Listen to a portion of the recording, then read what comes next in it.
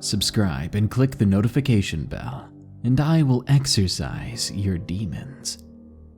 Castles, bridges, the place you call home. Anywhere and everywhere may be haunted. Every time you and your family up and move to a new place, you might wonder to yourself, will this new home be haunted? Will you hear angry voices at night? Will you see figures in the hallway when no one else is home? Will you wake up and see something's face just in front of yours? Enjoy these horrifyingly real haunted places and the terrifying stories that happen there. If you want your story narrated on this show, you can share it with us at darknessprevails.org or stop on by and read thousands of stories. The Blue Boy from TheSpamalot. Location, England. Without bragging too much, my family are of aristocratic heritage, and my grandfather's brother owns Chillingham Castle, a 15th century castle in the north of England. We didn't visit him too often, so when my parents and I visited him in the winter of 2015, I was ecstatic. The 4-hour drive from south to north was uneventful, but as we neared the driveway to the castle, things began to feel strange. For those who don't live in the UK, any time after 4 p.m. in winter is pitch black, and the castle being set in the middle of the woods didn't help in comforting me. The leafless trees set in the darkness conjured up strange shapes in my head. At least I convinced myself that it was just because of the trees. I knocked on the ancient oak front door to be greeted by the bony face of my great-uncle Humphrey, or as he would always correct us, Sir Humphrey of Wakefield. He greeted us with warmth and took us to the dining room, where chefs had prepared a hearty meal, piles of sausages and pork, more than enough for the 4 people it was made for. Half an hour later, my stomach full, I retired to my bedroom. By then, it was around 11 p.m. I wasn't trusted to sleep on the 300-year-old four-posters, so I was left in the guest apartment, something I was perfectly happy with as the drafts in the original rooms were unbearable, especially in sub-zero temperatures. Warm and satisfied, I fell asleep quickly, but my slumber did not last very long. At about 2 or 3 a.m., I woke to see a flash of something, like a blue spark of electricity coming from the corner of the bedroom, behind the TV. I got out of bed and went to check behind it, out of fear of a huge fire starting, only to see a silhouette in the corridor. It was in between the doors for my mother and great-uncle's rooms. I rubbed my eyes in disbelief, expecting it to go away, but instead it remained, fixed in place. With my eyes cleared of sleep, I could now make out a small boy, around the ages of 6 or 7. He seemed to have this blue aura surrounding him. I took a step forward into the hallway in the hopes of getting a better look at this entity, only for it to suddenly snap towards me, facing me head on. The boy's face seemed to go from young and peachy to old and wrinkled like a bag of flesh. This thing's mouth opened inhumanly wide and sprinted towards me. I screamed, leaping to the side, only for this entity to glide through the hallway, right through where I'd been standing. My great-uncle came straight out of his room to see the reason for my screaming. Just as he exited his room, a blue flash came from the wall the boy had run through. Instead of acting shocked or surprised, Humphrey just sighed and smiled. I asked him what on earth that thing was, and he told me it was the Blue Boy. When the castle had been renovated in the 1990s, workers found a hidden room behind the wall in front of my bedroom, only to find it full of the remains of a young boy who was said to have been buried alive in that room. After discovering the remains, the workers sealed them back in the room as a sign of respect for those who had perished. I think this is the reason for the ongoing hauntings. My great-uncle is practically friends with these paranormal things that haunt the castle, or at least he's used to them. After all, he claims to see them on a daily basis. After living there his whole life, I don't think he really cares about them anymore. But that doesn't mean I won't have the living daylights scared out of me every time I see something strange. This is just one of the happenings I've experienced at the castle, and if you don't believe it, research the castle for yourself. I'm visiting Chillingham Castle again in April, so anything that happens, I'll be sure to share it here. The Haunted Bridge, from MrFavorable. Location, Ohio. My name is Aaron. I'm 24 years old. I live in Michigan, and I have many friends all over the US due to meeting many people in major tournaments for the popular trading card game Yu-Gi-Oh! I met a group of my friends from Ohio. I quite frequently go down there to visit them. My friend Sam that lives down there is the main reason I go. He's into ghost hunting, and a lot of his family members, such as his mother, have a knack for finding supernatural places. My first trip down to Ohio was in 2016 to hang out for a couple of weeks. It was August. I took some paid time off to visit these guys for the first time, as we had spent the previous year talking in servers and playing games together. When I arrived, my friend Sam said we should go to the Bridge of Mimi and see if we can get any activity down there. It's also called Screaming Mimi Bridge. The story goes during the Prohibition days, when gangs were very notorious in its time. Mimi ended up having a child, and she wasn't married. She was born into a gangster family. The family was upset she had the child, so they took her to the bridge, and they threw the baby into the water. Sadly, of course, the baby did not make it. A year later, Mimi went back to the bridge and took her own life as she could not bear leaving her child behind. The peak hours for the bridge are said to be between midnight and 3 a.m. So Sam was able to get a few friends together, including me, to go and ghost hunt at this bridge. We went around 1 a.m. because it was kind of a last-minute thing when we discussed it. We get there and we park our vehicles off the bridge as to not block traffic. If cops did come, we wouldn't be in the way. Sam began by asking questions to any possible spirits that were listening. Things like, "Mimi, are you here tonight? If so, please give us a sign." This bridge isn't very large. It's maybe 50 feet to cross the bridge, and we're surrounded by a thick wooded area.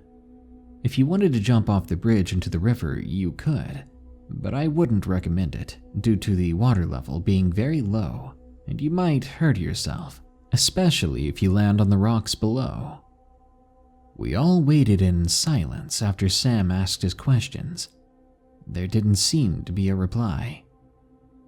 But the bugs and all the wildlife there that were around us before suddenly became eerily quiet. That was when we began to feel actually spooked. Sam proceeded to ask again, "Mimi, if you're here tonight, please show us a sign of some sort."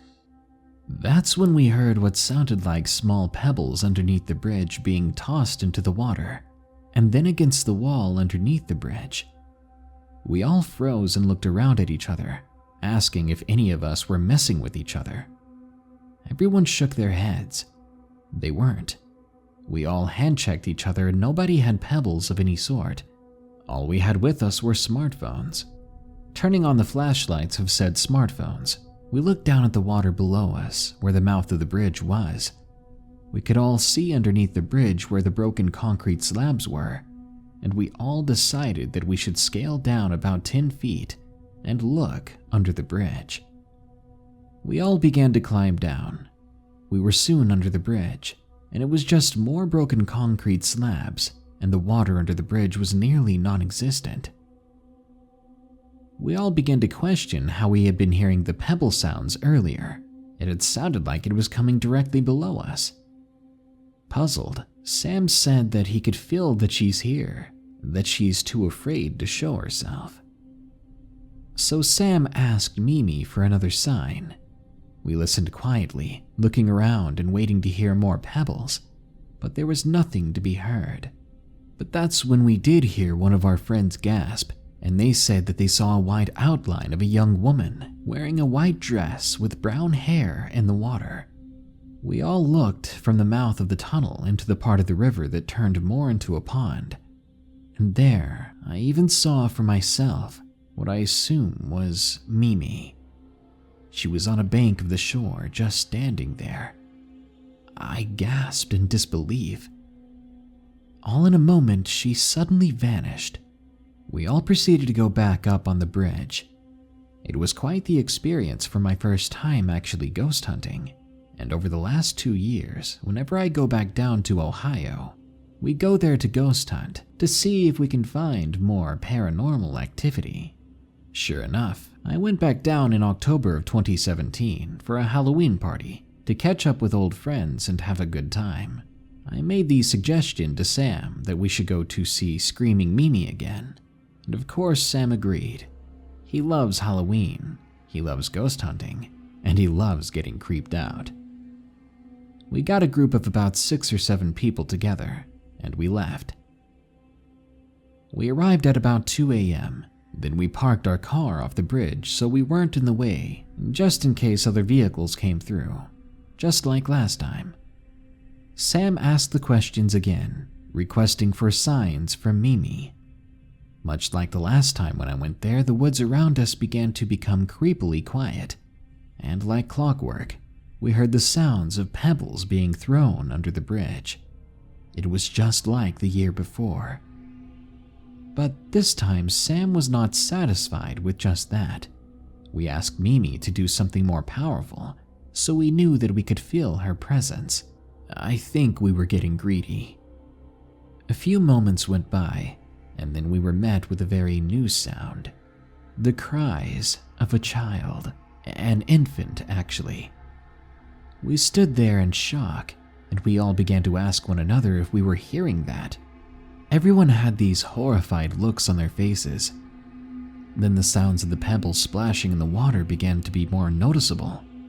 We decided to look down at the water, and there we saw a white outline of a woman in a white dress. She had brown hair just like before. But the most terrifying part was yet to come. In the middle of the night, we had a bright moon that was full and lit the area very well, and from a tree branch, we suddenly saw a large bird come out and start flapping its wings. It was a large, crane-like creature. But what was weird was, despite us all flashing our lights at it, it was all black. It was like a shadow more than a living creature. I watched the bird fly away from us into the night directly at the moon. There were no branches to break my line of sight, but after a few moments the shadow of the bird was just gone. It didn't change its course. It didn't land anywhere. It was simply gone. That wasn't the last of our encounters. You see, Sam and his girlfriend went back to Mimi's bridge one day and parked their car on it. They shut it off, and Sam said he asked if Mimi was there and if anyone would like to speak to him or communicate with them. Sam said that he heard what sounded like a hand slapping the car window in one spot. Then it moved to another spot on the opposite side. Then it began to happen all around the car, like it was a group of people slapping the windows and making the entire car shake. It scared him and his girlfriend pretty bad.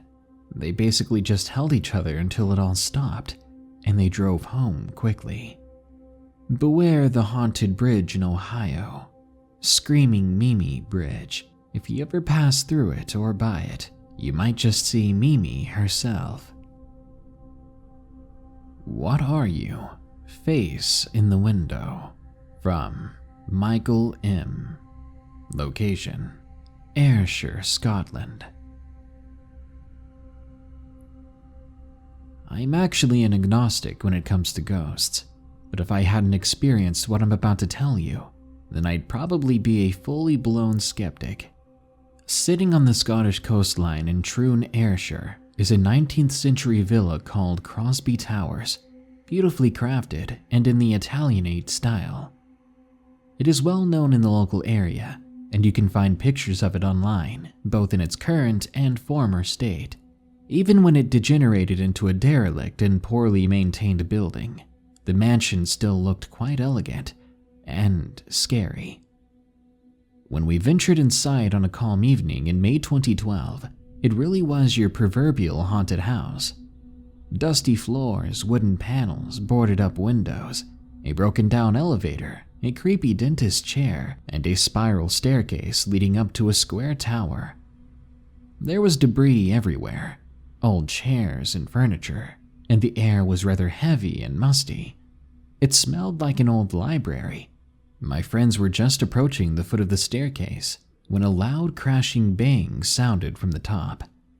I was at the back of the queue, admittedly not the bravest of the bunch on this occasion, but the noise and shock will stay with me forever. We bolted out and returned several nights later. You could say that a homeless person or another explorer orchestrated the bang to scare us, but that would seem an unnecessarily severe measure to take. That bang was massive, angry, and sinister. It was not like an object being dropped or thrown. There was way too much force behind it. Still, I would have granted a human cause as the likeliest explanation, were it not for what we would soon discover. There's a room at the top of the staircase, and although none of us stepped inside it, let alone the whole second floor, we knew there was a window in that room which looked out into the backyard. A photograph we took of the window revealed something uncanny. What appeared to be a narrow white face with black slits can be seen peering down at us, as if it didn't want to be seen. Now here's the important point.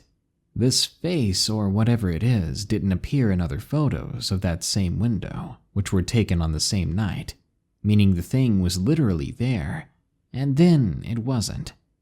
It can't have been a handle or part of the actual frame.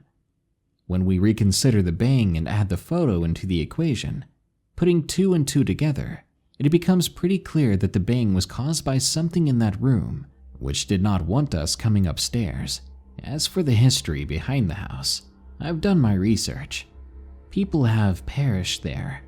Renowned whiskey maker Alexander Walker, whose brands are now marketed all over the world as Johnny Walker Whiskey, is listed as passing in the house on 16th of July 1889, as was his wife Isabella McKimmy in 1902 at Crosby Tower. Obviously, this is an alternate spelling or a misspelling of the house's real name. The property later went on to become a care home, and then, bizarrely, it became the property of the Church of Scotland. It makes for some intriguing reading. And don't just take my word for it. All this information can be found online with a quick Google search. I still dream about that house from time to time, regretting how I never took the opportunity to explore the place more fully or reach the top floor. The building was recently modernized into a block of flats, which I think looks terrible. For the sake of the mental well-being of whoever now lives there, I hope the ghosts aren't permanent residents. The Faceless Man, from Twisted Peach. Location, Colorado. In my family, the paranormal is often normal. I've had several encounters of my own. It may stem from my heavily Native American background, or from living in one of the most haunted states. But here goes. I had just turned 4. My parents moved me from the closet under the stairs to my eldest sister's room. Yeah, I was kept in a closet until I was 4. My crib fit perfectly. My parents were directly above me, and this made it easy for them to tell when I was awake or not, and it maintained their privacy. It was a fantastic room for an energetic toddler. It was in the back corner of the house. It had a waterbed 2 to 3 feet tall, and 2 sets of 3 drawers on top of one another. There was a tunnel that ran behind the drawers, a perfect clubhouse for my exploits of toddlerdom. With a small window at the foot of the bed that looks into the backyard, it was a great new place to stay. I was rolling around on this massive waterbed. I was trying to make the falling sound with my sliding whistle. You know, the sound from the Looney Tunes show, every time the Roadrunner tricks Wile E. Coyote over a cliff. That's when I noticed there was a man looking in at me. He was at the window. At that age, I was curious rather than scared. So I walk over to the window and I slide it open. That's when I noticed that his face is completely white and featureless. I'm not talking albino, it was just paper white. He didn't have eyes or a mouth, but his jaw still moved as he talked. You could clearly tell where he was looking as well. Weirdly enough, the shade of white he was seemed to absorb all the light near him. Imagine matte black, but white. But yeah, he spoke to me. "Where did you get that whistle? You play it well." I was happy to reply, following up with, "My auntie bought it for me. I can make cartoon noises." I proceeded to haphazardly blow into the whistle. The man tried to speak over the sound, but soon gave up. As soon as he stopped trying to speak, I stopped playing the whistle. Then he started up again. "You know, you'll never be happy with these people. They don't love you. You're just a toy. Would you like to come with me? You'll be very happy." I remember looking back at him, and I replied, "You're stupid. I'm happy, you're dumb." I handed him my whistle and demanded that he fix it because it stopped playing any tunes. I didn't think it was his fault though, I just thought that I had broken it, and that an adult would know how to fix it. My mom, realizing that I'm talking to someone, shouts to me from a different room. "Who are you talking to?" I think she was in the kitchen. I looked back to the man and he said my uncle's name to me. Then he walked away. In my mind from that point on, he was only very fuzzy in my memory. It wasn't until recently, for some reason, that I remembered his faceless face. I wonder what he was. A fairy, perhaps. Another resident of our haunted house. Who knows? But why did he have to keep my whistle? Rhode Island Vampire, from Kelsey R. Location, Exeter, Rhode Island. My story starts in October of 2016. My ex-boyfriend, Ricky, wanted to go to Mercy L. Brown's grave in Exeter, Rhode Island. If you don't know the story, I'll share that with you now. In the 1800s, there was this scary disease taking people. You see, when Mercy L. Brown's passed away, her family was strangely falling ill one after the other after that. They blamed the late Mercy for the phenomenon. Out of fear, they dug up her remains and discovered that her body still had fluids pumping through it. So they removed her heart and burned it on the stone near her grave. Since then, it's rumored to be haunted, a hotspot for sightings of Mercy to get revenge on those who disrespect her.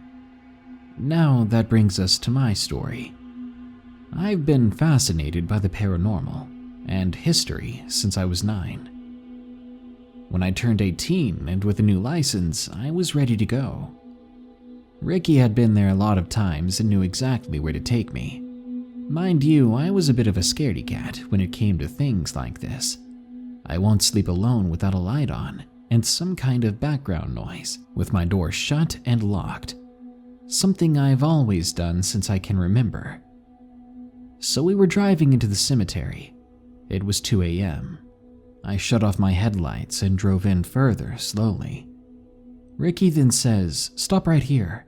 Get out with me." I told him I didn't agree to getting out at all, only to just come down here. We continued to bicker about going out there or not, and actually visiting Mercy. After about half an hour of going back and forth, I finally agreed to get out. but I grab my emergency flashlight first. I walk hesitantly to the grave. It looked exactly as it did in those pictures that I saw. The only things missing were the 19 pennies. Out of respect and fear of upsetting Mercy, I run back to my car and get 19 pennies out, placing them on her grave like I remembered from the pictures. I left them as a sign of respect and an offering. I turn around to see Ricky, smoking, and I look at him with disgust and disappointment. Smoking in the middle of a cemetery seemed disrespectful. But that's when I noticed someone walking around behind him in the dark, and they didn't have a flashlight. Now, this was around the time of the clown scares. We were that typical horror movie couple to get taken first, so I had no intentions of joining those in that cemetery. I quickly jumped into the car and sped out of there with Ricky. When we were a decent amount of way away from there, Ricky put some music on and began to jam out. I dropped him off at his house at 3:30 a.m. I'm on my way home, which is about a 10-minute ride. This is where things get creepy. I look at the clock. It's 3:33 a.m., an odd time in the middle of the witching hour. I just happened to look in my mirror just after that, and I swear to God, I saw a girl. One that looked very close to the scare pop-up from YouTube in the trunk of the Volvo station wagon. I started swerving all over the street. I regained control as fast as I could, and when I looked back, she was gone. I looked back and kept looking back, and she wasn't there anymore. I was so horrified. I parked my car once I got home and left everything in it. I just wanted to get back inside. The next day, I checked my car. There was a slight dent to the bumper of my car, and my trunk was a bit messy, which was definitely not how I left it. Since that day, I've only been back 3 times. Each time I leave a peace offering and pay my respects, and always chat with respect. Ricky and I never talk about that night, and we broke up shortly after.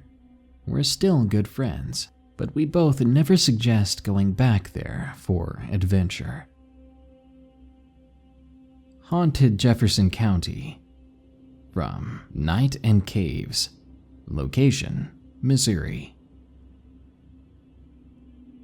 This takes place in Jefferson County, Missouri, specifically Fenton, High Ridge, and Cedar Hill. It's about my mother, her 3 sisters, and her parents.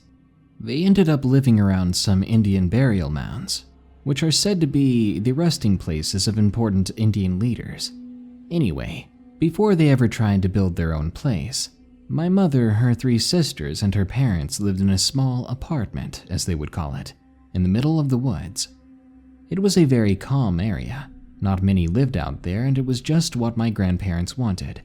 However, while they were waiting for their actual house to be built, still living in that apartment, they came across a human bone. They didn't know that at the time. My grandfather, being a hunter, even tried to check to see if it was a deer bone, but he could not find any similarities and simply threw it away. While they would dig the foundation of their new home, my mother and her sisters would be running around the woods and playing to pass the time. That summer, they found an arrowhead at the same place. All of the sisters found arrowheads, and excitedly they showed it to their parents. Now, skip a few years after the house was complete, and everyone was comfy in the new place. One day, my mom was home alone. Her sisters were out with friends, and her parents were out shopping. She was watching TV. Everything was fine and dandy until she saw something run down the hallway out of the corner of her eye. She was supposed to be home alone, like I said. She called out, "Mom?" There was no reply. Then she tried her dad, her sister's names, but still no reply. My mom then sat back down and decided to ignore it. Just the sound of the TV filled the room until she heard a cupboard swing open. Plastic bowls tumbled to the floor as my mom got up and bolted to the kitchen to witness the mess. The next strange thing that happened was with my grandma. It was her day off. My grandpa was out working on cars, and my mom and her sisters were at school. Downstairs, my grandma was doing some laundry. She was bringing up a basket of clothes. When she passed the kitchen, she heard something smash to the ground. She quickly walked back to see what it was. She peered into the kitchen and was confused to see 3 mugs from the sink shattered on the floor. My grandma dropped the basket and called my grandpa as the two tried to figure out what could have taken the 3 mugs out of the sink like that and just dropped them. Soon they were all paid to leave that property, which they agreed to in a heartbeat thanks to the strange incidents. They soon moved to Cedar Hill and built an even bigger house than before. After they finished completing this one, everyone was finally relaxing, but something caught my grandpa's eye one day. In the newspaper, they were reading that while the construction crew responsible for building the new stores in the area where the old place was that my grandparents used to live in, they began to find full-bodied human skeletons. It was so bad, the construction was halted in the area, and archaeologists had to come in and take the bones away safely. Not long after that, a Walmart was built in its place, right in the middle of all the mounds. That would be the end of the story if my grandma didn't tell me this over the weekend. When she and my grandpa were putting deer meat in the basement freezer, they began to hear heavy footsteps. The thing is, though, their kids were at school, and you need to be really heavy to have audible footsteps in that home to be heard downstairs. After investigating, they didn't find anyone. Later that day, one of their daughters, Summer, runs up the gravel hill waving a rock around. She's yelling excitedly, "Look, Mom, Dad, I found an arrowhead." The Yowie that stalks the back roads. From Trevor. Location: New South Wales. I used to be an interstate truck driver that tends to send you to some isolated and creepy locations on its own. I was driving the truck and trailer up what was little more than a dirt road, coming out of Lithgow in the Blue Mountains in New South Wales. The road wound its way past the State Mine Museum and off deeper into the backcountry to an area that has a managed forest, so one side of the forest is just dense Aussie bush, and the other side was row upon row of managed forest. It was creepy as heck, even in the daytime. I had delivered the small bulldozer on the truck to a logging site and was on my way back towards Lithgow when I ran out of driving hours. So I decided to pull over for a nap. It would have been around 1 or 2 in the morning when I woke up, and I dragged my sorry self into the driver's seat to fill in my logbook. I had left the interior light off because it was a full moon, and there was more than enough light to work with. As I was filling in my logbook, I noticed a man coming out of the managed forest on the opposite side of the road. It was maybe 100 meters further down the road. I figured if he needed help, he would come over to the truck, so I went back to my paperwork. You know that feeling you get when something isn't right, and the hair stands up on the back of your neck? I got that. Upon looking up again, I noticed that the man was right in front of my truck, only a few feet away. But what immediately struck me was the sheer size of this man. To put it into context, I had the perfect size reference. The hood of my truck is around 6 feet 6 inches off the ground, and it barely came up to this thing's chest. The creature, who was obviously not a man, seemed curious what this big metal rig was that was in its territory, and was peering straight at me through the windshield.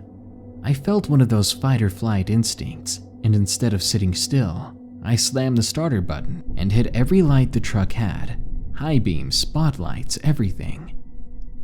The old Mac was air start, so it screamed like a banshee, and then roared as I started revving it up to get the air back up so I could get the brakes off and leave. The creature did the most human-like thing I've ever seen. It stepped back from the roaring thing and raised its hand, and it was a hand, to shield its eyes from all the lights. Its eyes reflected red from the lights, sort of like a cat's do. Then it took off, bounding into the shrubs on the side of the road. I got the heck out of there. Didn't even bother with a walk-around inspection because there was no way I was getting out of that truck again. Not until I got back to the lights of town. I've been back there once since then. A couple of friends and I were down that way, and we drove that road to have a poke around, to look at the ruins of the mining industry, that sort of thing. I felt uneasy the entire time, but thankfully, I didn't see it again. That place gives me the creeps to this very day. Possible Deer Man. From TheChainSomkingRaptor. Location: South Wales. It was late March of 2018. Me and my friends had been goofing all day, and just being general teenagers with nothing better to do. It was coming to 6:30 p.m. to 7 p.m., and me and my 3 other friends were trying to find a way back to our homes from wherever we had found ourselves. My friend Matt used Google Maps to see what the fastest route back was. We had to walk through a woodland trail, which was fine. Wales hasn't got any wolves or bears, and the trail was usually well populated by cyclists, dog walkers, and joggers. But this was early spring, just coming out of winter, and the sun had already set with its dim blue glow filling the sky as a mix of oranges and reds collided with it. It was cold. The remnants of the best from the east still covered the ground with large chunks of ice, and snow littering the ground, and patches of snow still covering the leaves. Our hot breath filled the air with vapor. This woodland trail was built over an old railway line that closed in the 60s due to the government cutbacks and unpopularity. It was a very popular trail for cyclists, dog walkers, and joggers alike, as I said before. Heck, I still cycle down that trail from time to time, but after my recollection of what happened in this story, I think I'll refrain from going down the trail ever again. Anyway, the trail stretches on for roughly 4 miles in the shadow of a huge mountain it's set below. On the right, you can get a glimpse of towns roughly 3/4 of a mile away from the trail. There's a vast array of small mammals populating the area, from squirrels to hedgehogs, but nothing larger than that. We were roughly 1.5 miles deep into the trail now. The faint echoes of car engines roaring filled the valley and reminded us that we were still in the 21st century. It had gotten darker now, with that mystifying but faint white to blue glow filling the evening sky. It was getting darker to see. One of the members of our 4-person group, Shannon, speaks up. "This wasn't a good idea," she says. "We're too far in now. You should have thought about calling your parents if you wanted to get picked up," Matt replied. "Well, when you said it wouldn't take long, I thought you meant like it was going to take like a few minutes," she snapped in response. "If you want to walk back alone, be my guest, but we're going to keep going," Matt spoke. Shannon didn't reply. The sun had fully gone down now. All remnants of natural light had been vanquished. The only light that filled the sky was the dim white glow of the distant towns and villages deeper down in the valley. Me and Matt had our smartphone flashlights turned on now, but since we didn't know that there was an actual flashlight app on our phones, we had to use the cameras. The lights didn't do much good though, with them only lighting roughly 3 to 4 meters in front of us. We were roughly halfway through the walk at this point, since it had been 40-odd minutes since we had started our walk back. You could say we were past the point of no return. At that moment, I started to notice things. The distant echoes of civilization had faded. The lack of noise had made me more aware of other sounds. Birds quietly chirping as they settled in trees. Our other friend, Kevin's, labored asthmatic breathing. But I also heard something else to my right. A faint, quiet rustling. It was the kind of rustling where someone was trying to reposition themselves, whilst trying not to be heard. I specifically remember that moment of the faint rustling. I don't know what I was thinking to not even bring it up to my friends. Well, I guess they might have thought I was paranoid, but I knew what I heard. That wasn't a woodland creature running through the brush. It sounded as if it didn't want to be heard. But once we had left the area of the rustling, I didn't hear it again.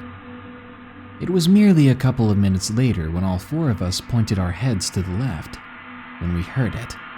Not rustling. Instead, it was heavy impacts on the damp forest floor. They were rapid, and they were getting closer. We were petrified in fear. We were just kids after all, and we had never experienced something like this in our lives. Just as the footsteps reached the edge of our flashlights, we heard it make a sharp turn to its left. It sounded like 4 hooves impacting the concrete path directly in front of us now. Me and Matt turned our flashlights toward it. As we shone the light on whatever's standing merely meters away, it walks into the light. It appeared to be a buck deer, but 3 things had me unnerved and anxious. 1 being it's a deer, 2 being the deer are not found in this area where we were. They're more north of South Wales than down south. And 3 was its posture. Deers have a stance that give them their whole identity. It's elegant, prideful looking. But this was like no deer I've seen before. Its legs were too far apart. It was more like a man that was standing on his hands and feet pretending to be an animal. The neck was way too short, too human. And its eyes, God, where most animals have pupils that take up their whole eye, this deer didn't. It was more like a man's eyes were ripped from him and placed straight into the skull of this deer. I made eye contact with it, its piercing blue man-like eyes staring back at me. Suddenly, it bolted to the left at roughly 6 to 10 miles per hour. The way it ran was human too, placing 1 hoof in front of it as well as an opposite back hoof as it scuttled away. Scuttled instead of bounding like a deer would. We didn't talk about it. We didn't talk at all after that. We just shared glances at each other as if to say, "You saw that too, didn't you?" The rest of the walk was silent, half because we didn't know what to say, and the other half being we wanted to listen in case it wanted to come back, maybe to finish us off.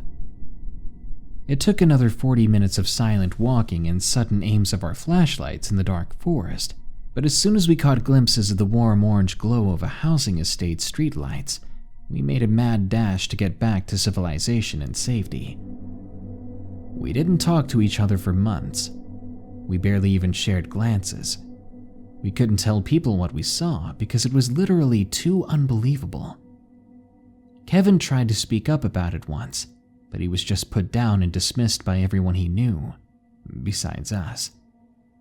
We've only recently tried to get back into our friendship group, but it's a struggle to stay together with what we know. I've no idea what I saw that day. I don't know if it's a skinwalker, even though I'm in Britain, or if it's something else, maybe the most bizarre and deformed case of a deer that's still alive that you can think of.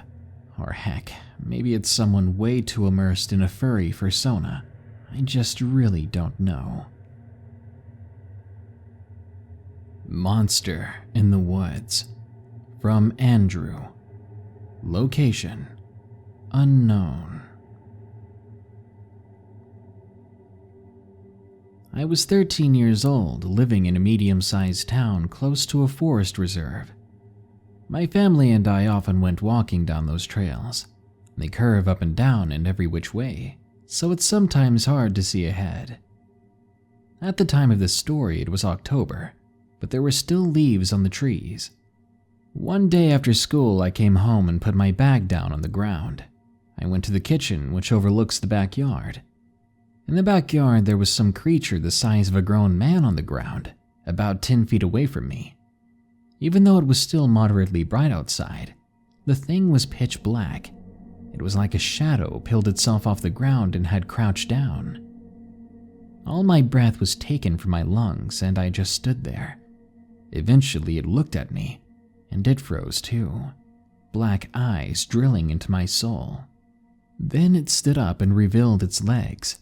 They were unnaturally long. With impossible speed, it ran towards the fence and jumped over. I was so shocked that I just stood there with a shocked expression on my face. I soon broke out of it, and being the stupid teenager I was, I ran outside onto the street, looking both ways on the left. I saw it again. It glanced back at me as it ran down the street. It eventually ran down the path to the forest reserve, and I followed. Walking down the path, I noticed something weird. All the sounds of the forest had gone silent. I was very weirded out by this, but kept on walking. About halfway down the path, I spotted it once more. That thing was standing over the remains of a deer in the middle of the road, feeding on it like some sort of scavenger. I again couldn't move as I was frozen in shock.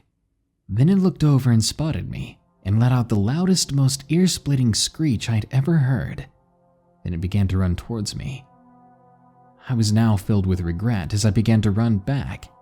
When I made it to the entrance of the trail, out of breath, I looked back and saw it close behind me. I managed to make it home before it got to me, and I slammed the door and collapsed on the couch. I was exhausted and terrified. It walked around the house for some time but soon left. When my mom got back, I'd kept this from her, knowing that she wouldn't believe me or she would keep me from going outside due to the danger. I've never told anyone, and I hope this is the right place to share this. I've never seen it again, but deep down, I think I want to. For today's final story, I have a treat for new subscribers and old subscribers alike. The following is probably the most famous story I've ever told on this show, and you'll either remember it when I read the title, or you'll be ready for quite the chilling epic of a story. A tale you'll never forget. Prepare yourself. This is The Lantern, the Boatman, and the Laughing Children. From Joshua LaRue. Location: Sugarloaf Lake, Oklahoma.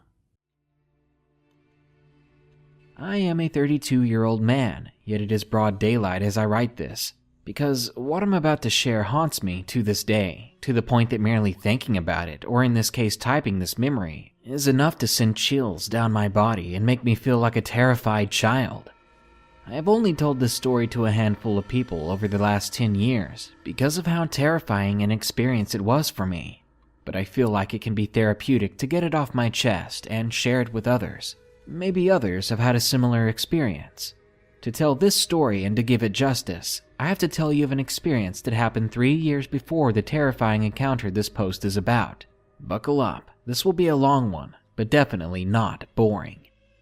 My name is Joshua, but I will change the names to protect the privacy of the others involved in this story. I live in Arkansas, and in the late 2003, near the middle of fall, right before it started getting really cold, my wife and I were invited to camp with a friend of mine and his girlfriend at Sugarloaf Lake in Oklahoma. I say camp, but the actual plan was to meet at Sugarloaf, and my friend, we'll call him Bob, wanted to take me and my wife around to some paranormal places in the Sugarloaf area. So we got there around 7 at night. I was driving a white Ford 1996 F-150, and Bob was in his 1980-something white Celebrity. It was really a piece of crap vehicle. Anywho, it was late dusk, becoming dark, and we all climbed into Bob's car.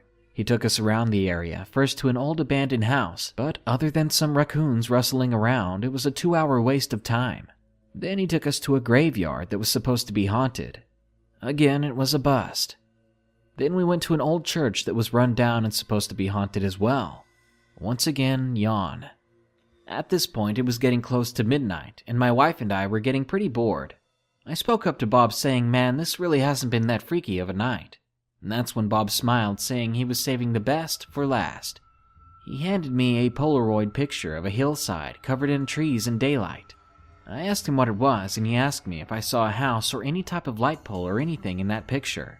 To which I replied, no. He took the picture back and said that's because there isn't, and there are no power lines either. About this time, he turned down an old dirt road and passed a small house. Then after that, it was 2 miles down an old dirt road with woods on one side and a barbed wire fence on the other, with about 2 acres of field connecting to a wooded hillside. Nothing else to light the night except the full moon above us and the clear, starry sky.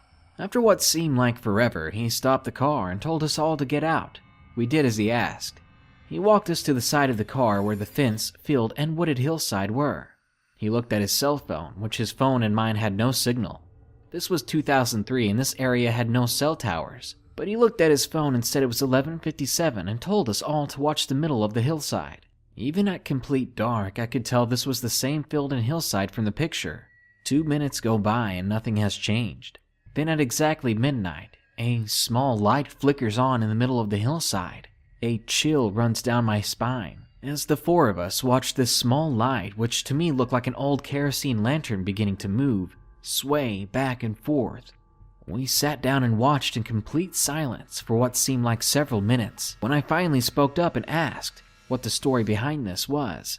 Bob replied that he did not know, but locals had told him that at midnight every night this lantern will light up and sway back and forth through the woods until the sun comes up, and that's when it disappears. Nobody knew what the story was. At the time, I was a 19-year-old guy who did not think anything could scare me or hurt me. So since we were there with no houses around, I yelled out to it, "We see you! Wow, you're so scary with your little lantern." Then Bob shushed me, but it was too late. My wife suddenly screamed and pointed. I was laughing, but my laughing stopped as I looked to the hillside to see the lantern swaying back and forth. It was now moving down the hillside to the field at an unhuman pace. Gliding, it began to speed across the field towards our car. We didn't stick around to see what it was, because within seconds we were in the car and flying down the dirt road back to the lake. We looked back to see the lantern moving slowly back up the hillside to where it first appeared. The ride back was quiet. That was until Bob spoke up saying, "Crap, I forgot to put gas in earlier, and the only store around is closed." If we decided to go back out anywhere, it'd be best to take my truck until he could get gas in the morning. At that point, he only had about 1/8 of a tank. I said okay, and a few minutes later we arrived at Sugarloaf Lake. We had parked by the lake docks, and we dropped my tailgate and sat and talked about what had just happened. Bob's girlfriend was pregnant at the time and told him she was hungry. He told her we had brought some snacks, but she said she needed actual food. But since the local store was closed, he asked if we could take my truck to the next town to get some food, because his car would not have enough gas to get us to that town. I obliged. We shut our cooler, put the tailgate up, and loaded into my truck. I turned the key, and nothing happened. My truck was dead. Deader than dead. No ding, no lights, no clicking noise, nothing. For all intents and purposes, you would think the alternator was out. This was very strange, and after the night we had, it made us all feel uneasy. We stepped out of the truck and popped the hood.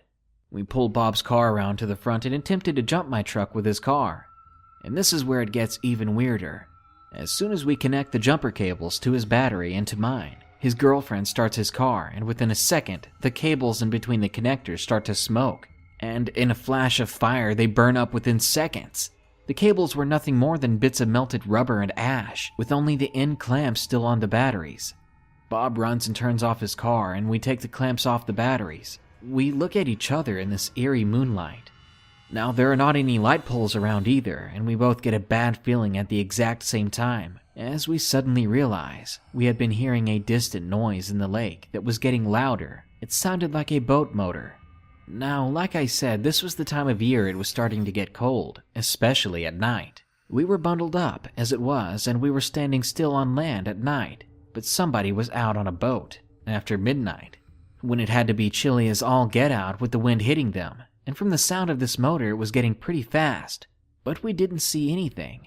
That is until the boat was about 50 yards away and a very bright spotlight comes on, momentarily blinding us all. Bob and I tell the women to get into his car and lock the doors. I reach into the bed of my truck, and I give Bob a tire tool. I grabbed one for myself. I did work at a tire shop and had all kinds of tools of the trade in my truck. We are standing in front of the vehicles in the middle. The hoods were up on both as the boat pulls up to the dock, and two heavily bearded men in their 30s and 40s step out of the boat and walk up.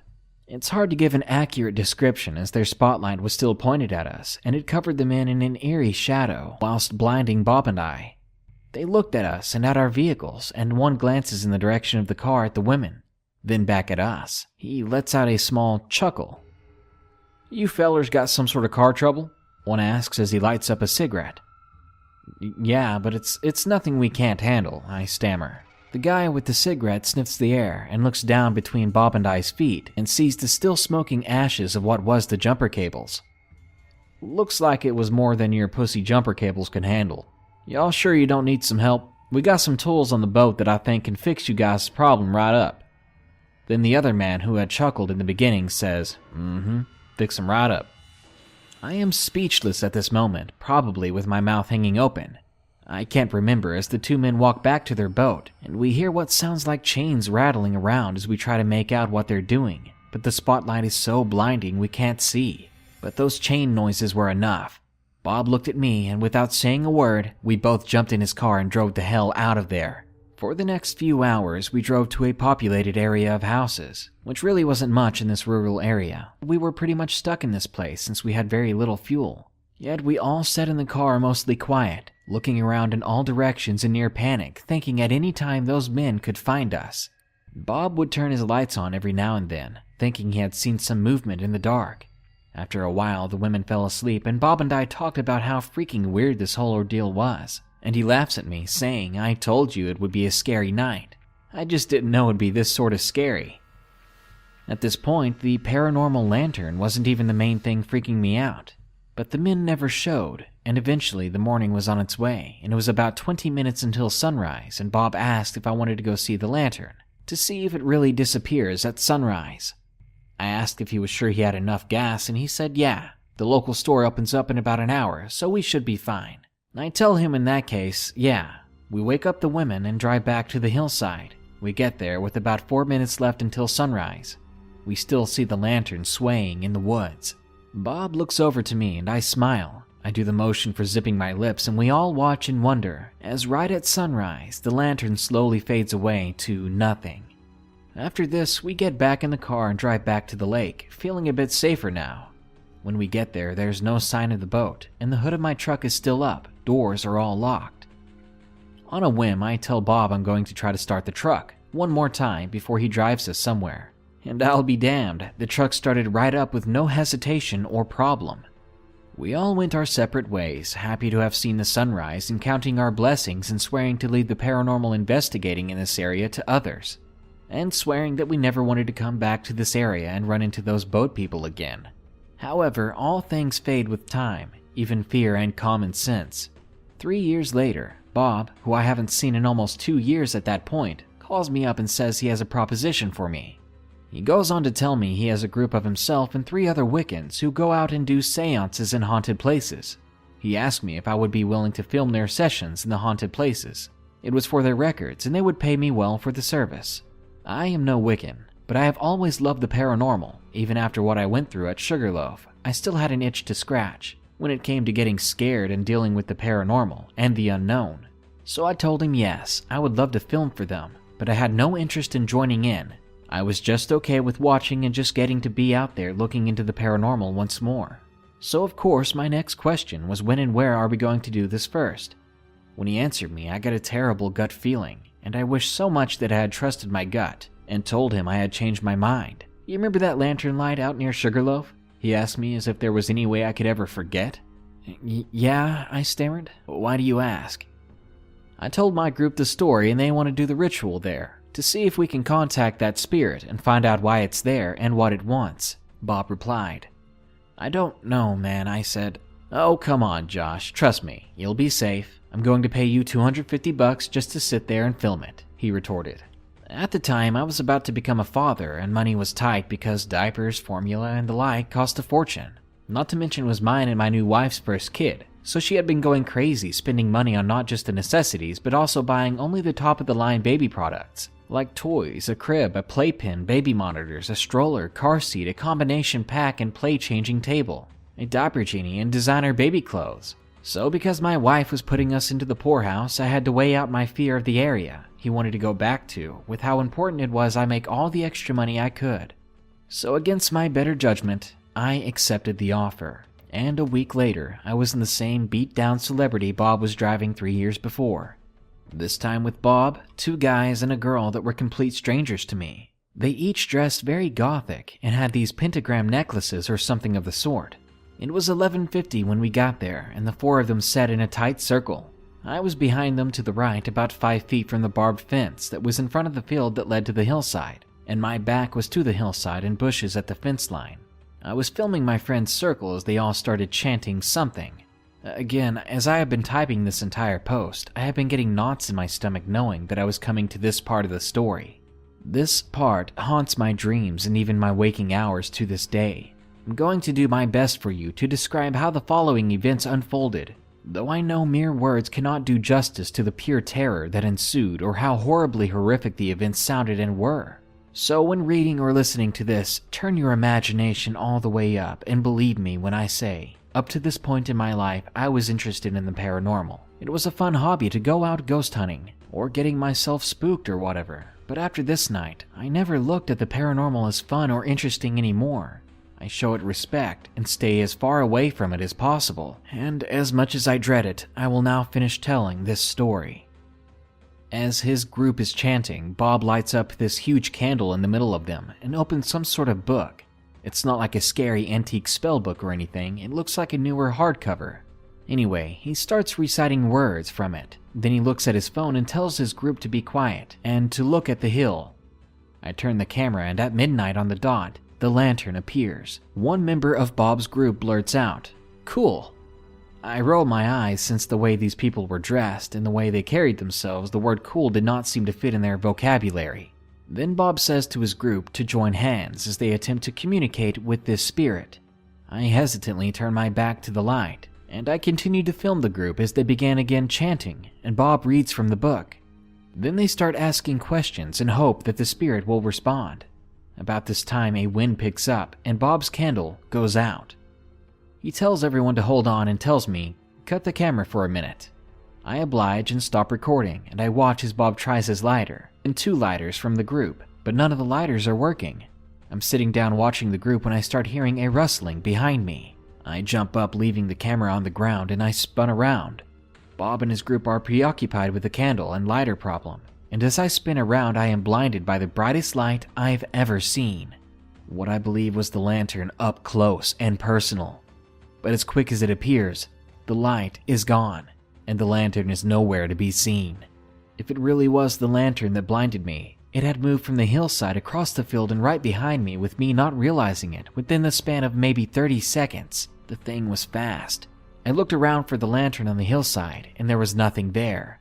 It's only 12:15 or so, and the light has always stayed until sunrise. At this moment, the wind quits blowing, and I hear Bob's lighter finally flick, and I see it light up. And I mutter to the group, "Guys, did you just see that?" They all turn around and ask what I'm talking about. But before I can answer them, we are all stopped dead in our tracks by a distant laughter. It's coming from seemingly nowhere and everywhere around us, but distant at the same time, like far off. This is no ordinary laughter. This laughter sounds like the laughter of hundreds, maybe even thousands of children. It haunts me this very moment. As I type this, I'm looking around the room I'm in. Whenever I think or talk about this experience, I can vividly remember that terrifying sound and hear it in my head. And I can't help but think about how, if you add the word S at the beginning of laughter, it spells slaughter. The best way I can describe this laughter is for you to imagine listening to a large group of kids singing "Row, row, row your boat." You know how one kid will start and seconds later another will join in, starting at the beginning of the song and so on and so forth.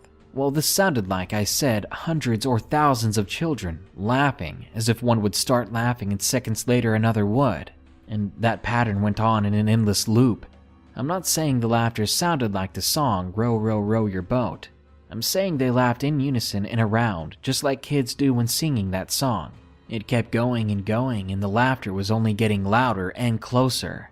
There was sinister laughing, goofy laughing, giggling all around us, coming in all directions. I was so scared that I was shaking.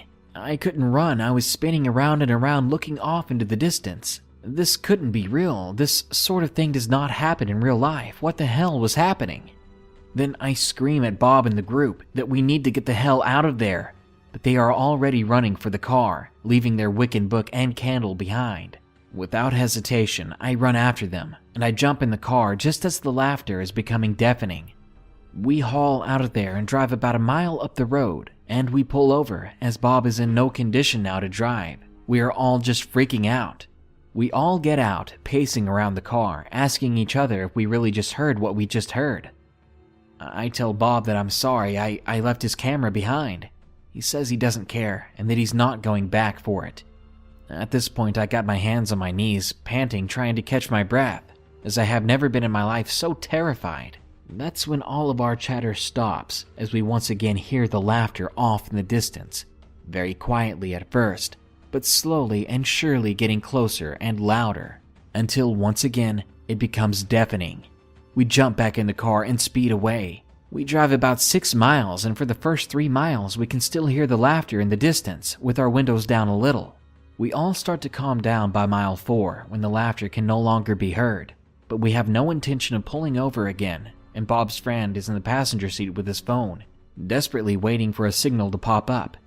And at about mile 6, Bob's friend says, "Hey, I got full bars," and he hands the phone to Bob. Bob calls a friend of his who is into the occult and well versed and educated in it. As we are driving, he is describing what happened. Bob later told me his friend told him she believed it was the children of Hecate or something like that. I have no idea what Hecate has to do with it, but it sounded more like a guess to me. Anyways, as Bob is on the phone speeding out of the area, me and the 2 other people in the back seat all get a chill at the same time, and they told me later that just like me, the hair on the back of their necks stood up as a loud snapping noise comes from the front end of the car, and Bob's celebrity stops dead in its tracks, and it won't go forward anymore. He tries everything, but the car is just not moving. We later discovered that a tie rod had snapped. Anyway, the friend Bob was talking to on the phone only lived about 20 minutes away, and they said that they were on their way. As we sat in the car, nobody spoke, and after about 3 minutes, we saw a pair of headlights coming down the road towards us. We knew it was too soon to be Bob's friend, but me and Bob thought maybe we could get a ride from a local, so we all unloaded out of the car and stood in front of it, waiting on the vehicle to hopefully stop. The vehicle does not stop, but as it comes into view, it is a beat-up old pickup truck, and it slows down. In the truck, there are 2 men in their 30s or 40s with huge beards. They stare at us and speed up after passing by. I look at Bob, and before I can speak a word, he says what I'm already thinking. Those were the guys from the boat. Before I can say anything back, we see headlights coming from the direction the truck that passed by just went. We went still and quiet as the same guys in the same truck passed by slowly again, staring at us on the side of the road. Bob called his friend back, and he told her to drive like hell and get here now. He hung up, and 4 or 5 minutes go by and we see headlights coming. Relieved, we all get our stuff ready, thinking it's finally Bob's friend. Then his phone rings. It's her, the lady who was coming to get us, telling Bob she took a wrong turn and is going to be about 10 or 15 more minutes before she gets there. Bob hangs up the phone and watches in terror as I do, as the same truck slowly passes by again. This time there's only one of the boatmen in the truck. Now the driver slows to a crawl and he says, "Looks like you fellers could use some help," and then speeds up and drives off. This cemented the fact to Bob and I that we were definitely dealing with the same boat guys. But where the hell did the other one go? Why wasn't he in the passenger seat again? And to make matters worse at this point, something we had almost completely forgotten about due to the boatmen was immediately reminded to us as we began to hear the laughter again off in the distance. It was all around us like before, and over the next few minutes it got closer and closer. I'm almost pissing myself as the sound is getting deafening, and we have nowhere to run this time. Then from behind our car off in the distance, we see 2 sets of headlights come on and 2 vehicles coming towards us, slowly side by side taking up the entire width of the backcountry dirt road coming our way. Laughter now seems to be coming from the woods on both sides of the road, and it sounds like it's zeroing in on us, as if hundreds or thousands of children are within reaching distance. There's no wind, no sound other than the crunch of the tires on the rocky dirt road of the 2 vehicles slowly driving towards us, with our last shred of hope fading away into the laughter of the children and the headlights of the 2 vehicles surely being driven by the boatmen. We are given a reprieve as at this time, coming from the other direction, we see another set of headlights coming fast. We hold our breath. The laughter, the boatmen, what could be next? How will we get out of this? And that is when the vehicle that was coming fast pulls up. It's Bob's friend. She unlocks the doors on her car and rolls her windows down, and starts to tell us to get in, when something happens. The 2 sets of headlights ahead, coming from the other direction, turn off, and Bob's friend says, "Oh my God, you weren't kidding about the laughing kids." She screams at us to get in, and we do. We begin to tell her about the boat guys, and she turns the car around, and no sooner than she starts to drive away, the other 2 sets of headlights come on again. This time with their brights on, and they are about a car lengths behind the car we are all crammed in. I yell to her to go, go, go. I tell her she has to go faster, she has to floor it. And for about the next mile, the vehicles stay on us, then they turn off onto a side road. And for the next 2 miles after that, we can all hear the laughter still way off in the distance with our windows down. Then 3 more miles, the laughter was finally gone. To this day, I have no explanation to what happened, what the laughing children were, why the laughing followed us, if the boatmen were connected to all of this somehow, or if they were merely a coincidence that happened to terrify us at the same time as the paranormal stuff. And if that is the case, why did they not react to the laughing children sound? Is the lantern connected to the laughing children, or did Bob and his group mistakenly call forth the laughing children through their ritual? Like I said, this happened years ago, but I still feel just as terrified now when I tell people about it, or even think about it. I have had constant chills and goosebumps as I write this. If there are any typos or grammar issues, it's probably because I'm shaking. I hope someone who hears this has had a similar experience and can share their story as well. In a way, I believe that would help me deal with the trauma this experience still causes me. To all of you who think the paranormal is just a fun hobby to get your thrills on with, I beg of you, I warn you that we are not prepared for what is really out there. You can think nothing will scare you or harm you, but you are dealing with unknown things. You have no idea how powerful or mundane the paranormal can be. If you use the paranormal as a thrill-seeking hobby, just use caution and always have your vehicle checked out beforehand. And watch out for seemingly sociopathic hillbillies and laughing children. I hope everyone hearing this sleeps well tonight, because I know after telling this story, I won't be having any sleep for the next few days.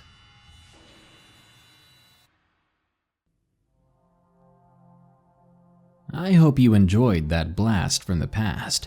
It's weird comparing the old quality of the show to how it is now, and I'm so happy to have come this far with all of you. I can't wait to keep haunting you in the future. Good night. Be sure to like, share, comment, and subscribe if you enjoyed the video.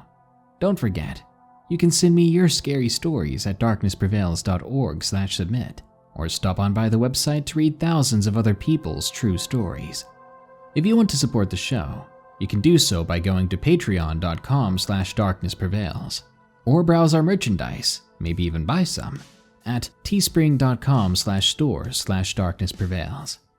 Now then, as usual, here are my 5 favorite early comments from the previous video about 10 humanoid encounters. Cortez Castillo says, "Me in the shower. Now that's what I call a scary humanoid. You know what they say, if you can't laugh at yourself, well, in this case, be scared of yourself." Lady Cliffhanger says, "I thought it just said top 10 human sightings and was really confused. Sounds like one of those People of Walmart videos." X-Fresh Kate says, "I stopped watching Supergirl to listen to this. Superheroes or super scares? I think you made the right decision." Weber says, "It's a cold day, raining outside. I'm still in my pajamas and Darkness Prevails posts a new video. Perfect. Dang, sounds like a dream come true. I'm absolutely jealous." And Sarah Smith says, "Love you, Darky. You helped me with my depression. I'm so glad I can help, Sarah. It's such a good feeling to always have something to look forward to. And I'm glad I don't have to make you guys wait for weeks at a time to put out a video. I can't wait to read more scary stories just for you guys." Well, that brings us to the end of this episode, but more scary stories are on the way soon, so stay tuned. Until next time, here are the credits to my patrons who continue to donate. Remember, stay safe out there and stay creepy, because this world is a strange one.